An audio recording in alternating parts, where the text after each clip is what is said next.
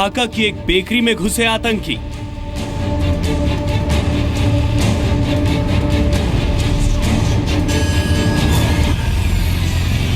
नौ आतंकियों ने 60 लोगों को बनाया बंधक।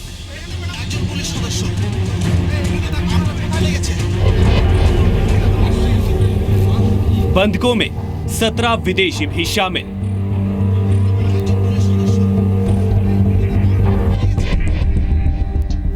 दो पुलिस कर्मियों की मौत।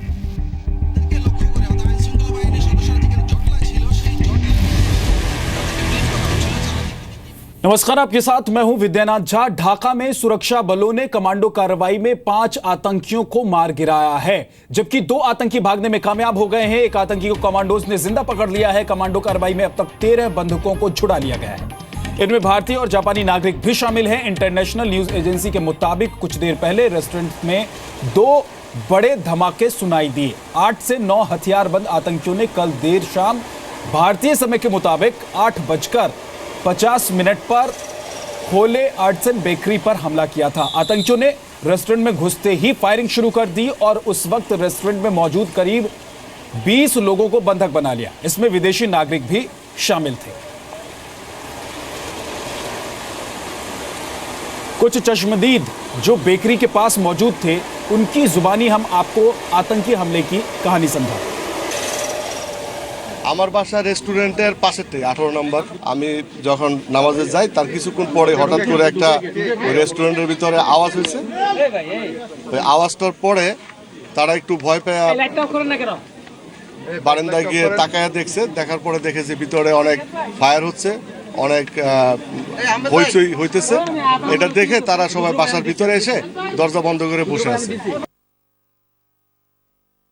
এখন অপারেশন চলতেছে আর কি। 7-8 জন বন্দুকধারীরা ভিতরে ঢুকেছে এরকম ভাষ্য পাওয়া যাচ্ছে আমরা।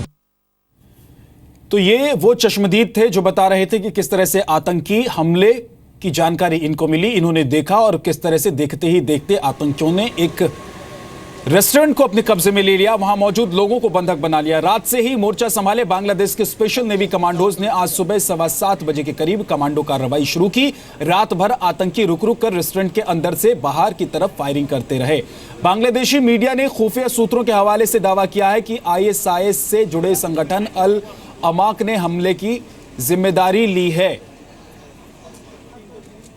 ये 4 तस्वीर भी हम आपको दिखा रहे हैं, किस तरह से डिप्लोमेट जोन के भीतर आतंकियों ने घुसकर एक रेस्टोरेंट के अंदर मौजूद लोगों को बंधक बना लिया।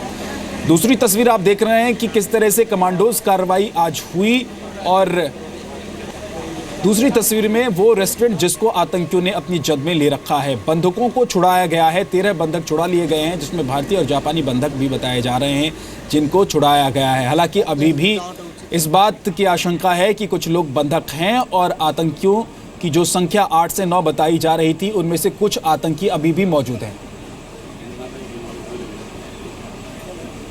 और इस वक्त हमारे साथ ढाका से हमारे सहयोगी राजीव खान जुड़ गए हैं। सीधे उनका रुख कर लेते हैं।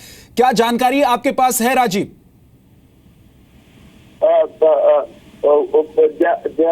हुआ था, आप सुबह खत्म हुआ, लेकिन 20 people have been killed, but we are informed, and fewer police, fewer criminals.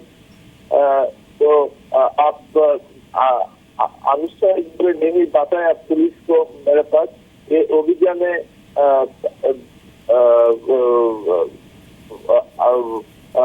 Navy, सेना बाहिनी, पुलिस, रैप सब कुछ मिलके। जी राजीव, आपकी आवाज बहुत क्लियर नहीं आ रही है, लेकिन जो आप बातें कह रहे हैं उसमें इतना जरूर समझ में आ रहा है कि जो बंधक संकट है शायद वो खत्म हो गया है और कमांडोज ने तमाम जो लोग अंदर बंधक थे उनको बाहर निकाल लिया है।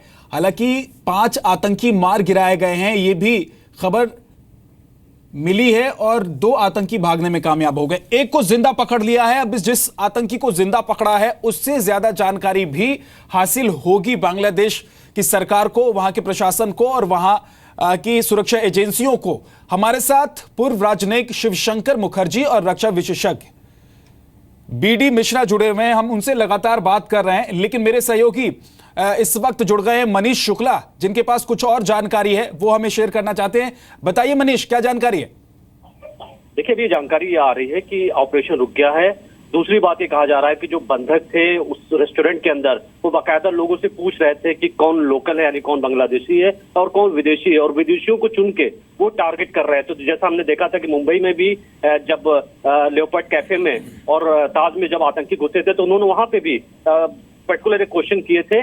तो ये जानकारी आ रही है कि वेल प्लान्ड ये आतंकियों का ऑपरेशन था। ये भी कहा जा रहा है कि कुछ आतंकी वहां से भागे भी जा सकते हैं, 2 आतंकियों के वहां से भागे जाने की खबर है। लेकिन अभी एरिया सैनिटाइज जो ऑपरेशन होता है, जब कमांडो ऑपरेशन खत्म होता है, उसके बाद ये देखा जाता है कहीं बॉबी ट्रैप्स नहीं है, कहीं बम तो नहीं लगाया गया है। उसको खत्म करने के लिए, उसको निष्क्रिय करने के लिए वहां बम डिस्पोजल यूनिट काम कर रही है। लेकिन कुल कितने लोग मारे गए हैं, क्या एग्जैक्ट सिचुएशन है, अभी वहां किसी को अलाउ नहीं किया जा रहा जाने को। तो जब तक वो पूरा खुलता नहीं है सीन, तब तक ये एग्जैक्ट पता नहीं चल पाएगा कि कितना हद तक ये ऑपरेशन कामयाब था। क्योंकि इस बंधक के सिचुएशन में ज्यादा इंपॉर्टेंट होती है बंधकों की कितनी जान आप बचा पाते हैं, और यहाँ यही देखना होगा थोड़ी देर में जब चीजें साफ होंगी तो।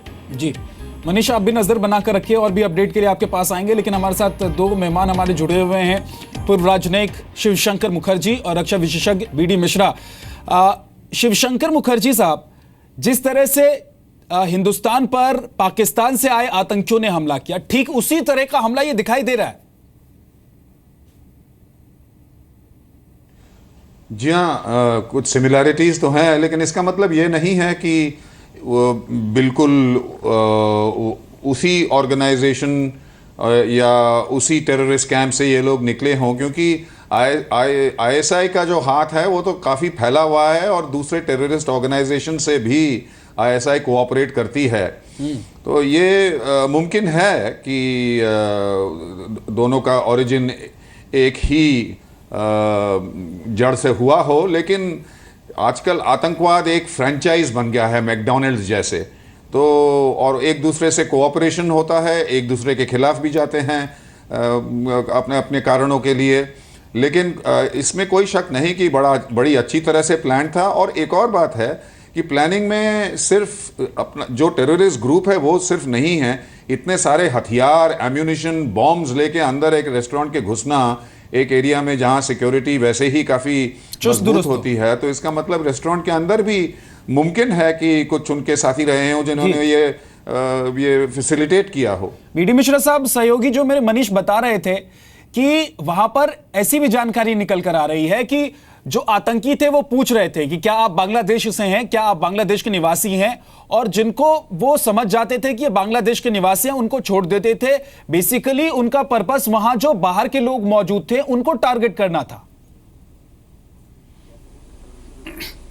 मैं आपको यह बताना चाहूंगा कि आतंकियों का दहशत फैलाना, मैक्सिमम कैजुअलिटी करना, मैक्सिमम स्केयर एक फैलाना, और इंटरनेशनल जो एक न्यूज़ जाती है उसमें सबसे ज़्यादा डर फैलाना, ये उनका एम होता है। इनके टेक्निक अलग होते हैं। लगता ऐसा है कि इसमें जो ISIS के लोग थे जो ये हमला किए हैं, हो सकता है उसमें कुछ बांग्लादेशी रहे हों और उन्होंने ये बात की हो, लेकिन इसके मायने यह नहीं होते हैं कि किसी देश में हमला होगा तो वहाँ के लोकल नहीं मारे जाएंगे। अगर ऐसा होता तो स्वात वैली में क्यों आतंकवाद होता, पेशावर में क्यों आतंकवाद होता? ऐसा तो नहीं है कि मकसद, माने मिश्रा साहब, क्या मकसद ये तो नहीं है कि बांग्लादेश तक तो आपकी पहुंच है तो वहां पहुंचकर आप पूरी दुनिया को एक संदेश दे सकें, या फिर आपके जो टारगेट देश हैं या उन देशों के जो नागरिक हैं उनको आप निशाना बना सकें?